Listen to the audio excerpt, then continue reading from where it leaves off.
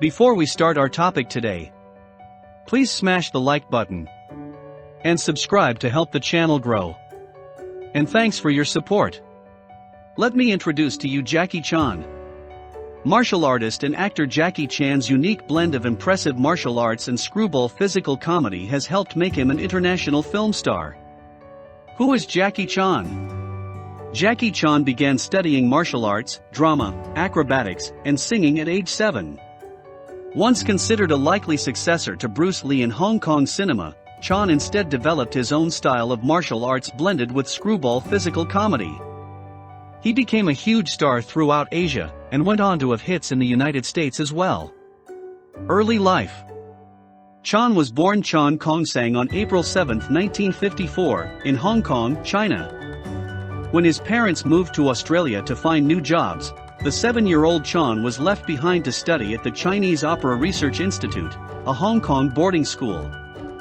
For the next 10 years, Chan studied martial arts, drama, acrobatics and singing, and was subjected to stringent discipline, including corporal punishment for poor performance. He appeared in his first film, the Cantonese feature Big and Little Wong Tin Bar, 1962, when he was only 8, and went on to appear in a number of musical films. Upon his graduation in 1971, Chan found work as an acrobat and a movie stuntman, most notably in Fist of Fury, 1972, starring Hong Kong's resident big-screen superstar Bruce Lee. For that film, he reportedly completed the highest fall in the history of the Chinese film industry, earning the respectful notice of the formidable Lee, among others. Big break.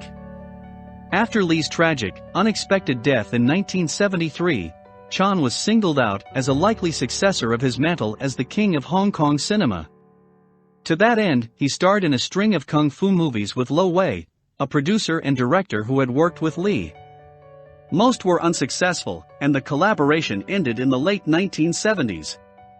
By that time, Chan had decided that he wanted to break out of the Lee mold and create his own image.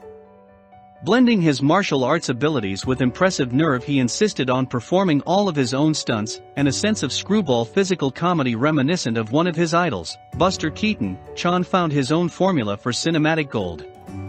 A year after the release of his first bona fide hit, Snake in the Eagle's Shadow, 1978, Chan took the Hong Kong film world by storm with his first so-called kung fu comedy, the now classic Drunken Master, 1978.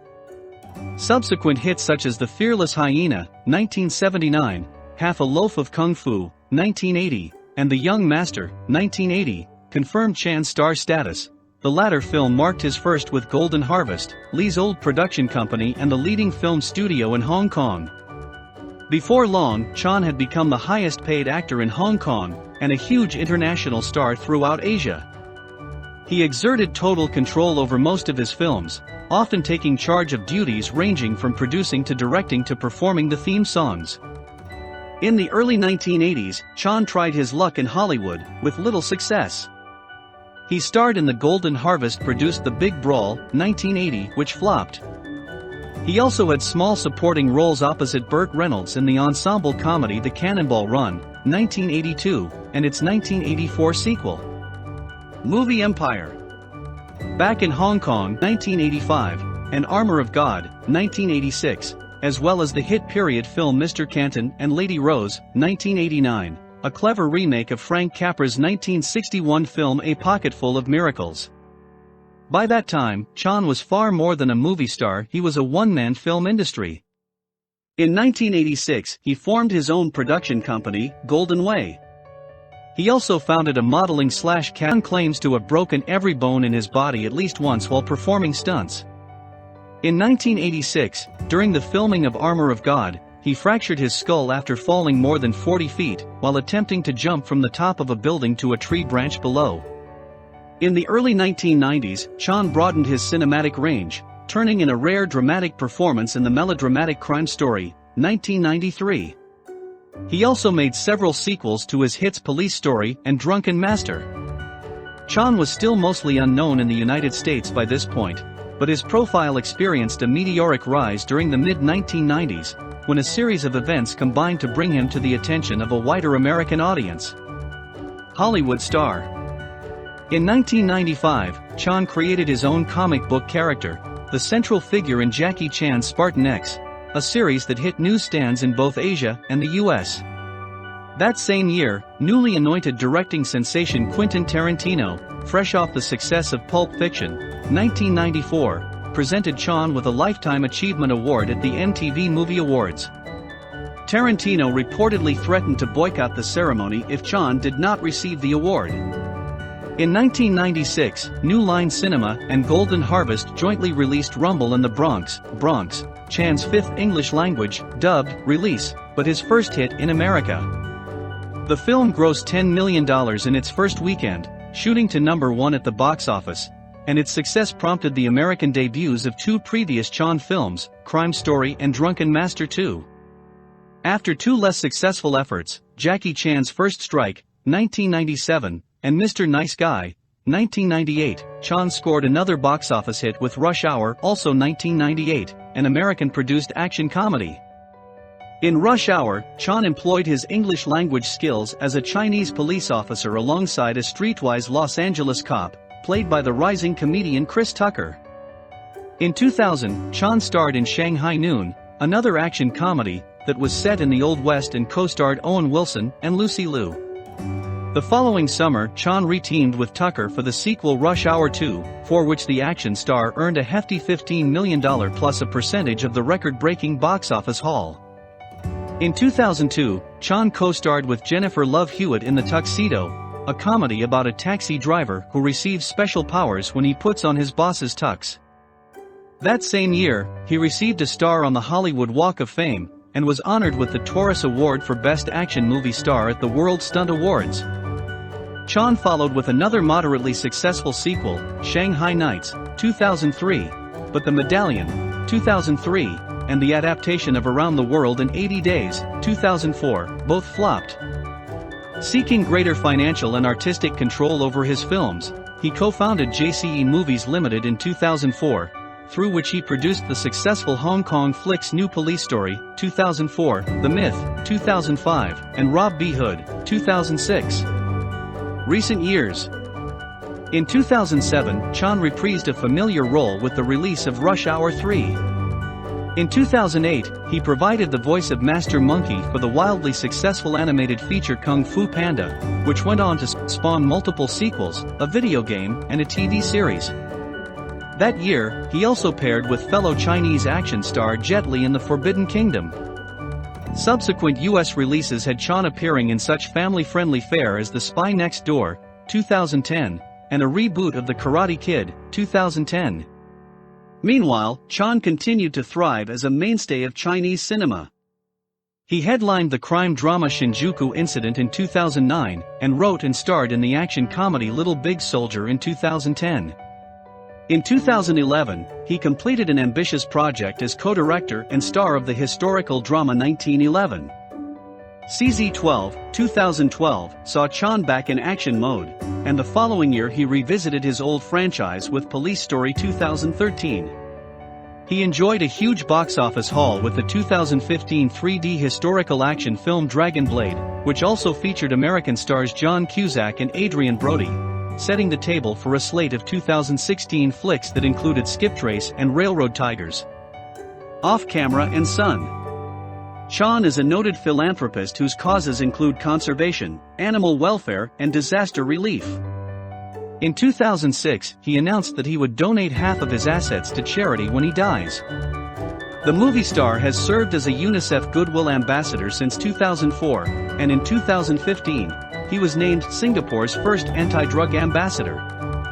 In 1982, Chan married Taiwanese actress Lin Fengjiao, also known as Joan Linier. They have one son, actor and singer JC. Chan also reportedly fathered a daughter through an affair with a former Miss Asia. Jackie Chan has broken fewer bones than fans may have realized. Stuntman and action star Jackie Chan became notorious in Hong Kong cinema and Hollywood for his death-defying stunts. Chan has performed every stunt himself without a double, leading to many injuries in his career. Multiple scenes from his movies became infamous because of their backstories. Fans will be surprised to learn that Chan has not broken an outrageous amount of bones. Throughout his extensive career, Chan has had more fatal lacerations and torn ligaments than broken bones. Jackie Chan has appeared in over 150 movies. As a child, Chan nicknamed him Pow Pow, meaning cannonball in Chinese due to his explosive energy. The nickname is accurate as Chan is the most recognized action stars worldwide for his innovative fighting style and stunt work. His acting career started in the 1960s, appearing in minor roles. It was not until 1978 that he had a breakthrough with the movie Snake in the Eagle's Shadow. The same year, Chan would reach stardom and mainstream success with the martial arts classic movie Drunken Master. Chan continued to focus on his career in Hong Kong with movies like Police Story and its following installments. His big break into American cinema was with Rumble in the Bronx that developed a cult following. In 1998, he and Chris Tucker would star in Rush Hour and its franchise, becoming a staple in the buddy cop movie genre.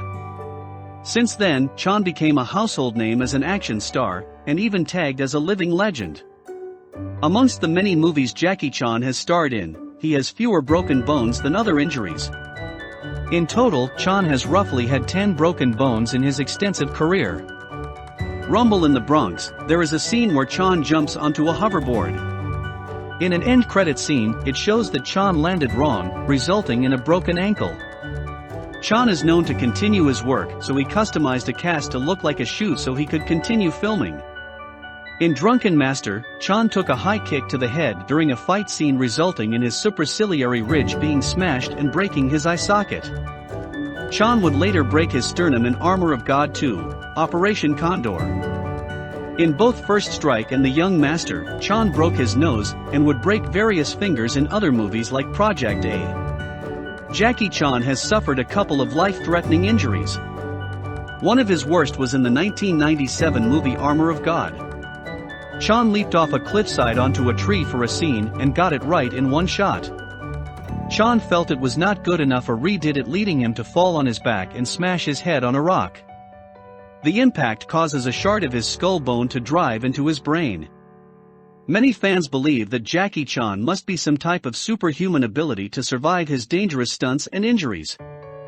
In the 1992 movie Super Cop, Chan dislocated his shoulder and cheekbone. He would also dislocate his pelvis and suffer electrical burns and various cuts in Police Story. The stunt scenes became one of Chan's more popular ones. In the scene, Chan leaps off a balcony and grabs onto a metal pole. He slides down 4 stories, but the pole was wrapped in plugged-in Christmas lights. As he descended, the lights shattered and gave Chan second-degree electrical burns before crashing into a large pane of glass. For Police Story 2, Chan leaps across a series of buses and falls through a glass window, leaving him with lacerations across his neck and body. To continue filming, Chan wore skin-colored bandages. Thank you for watching. See you again for another interesting facts and amazing stories, and also please like and subscribe.